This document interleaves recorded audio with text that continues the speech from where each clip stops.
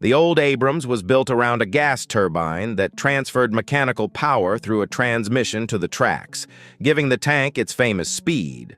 But there was a catch. If the crew needed power for onboard systems, the turbine had to run, or the tank had to rely on an auxiliary power unit.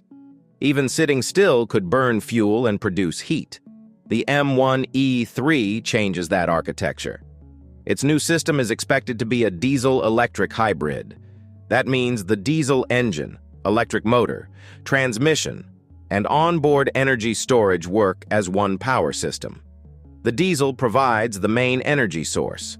The electric side can assist with torque, help manage low-speed movement, and keep onboard systems running more efficiently.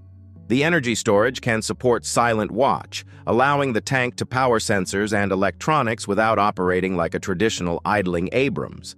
That is the real difference. A gas turbine is strongest when it is working hard. But a tank does not spend all day charging across open ground. It waits, scans, creeps forward, stops, hides, and moves again. That stop-start battlefield is where hybrid power makes sense. Less idling means less fuel burned. Less engine activity means less noise. Less exhaust heat means a smaller infrared signature. And fewer fuel trucks behind the tank means fewer vulnerable targets for drones and artillery.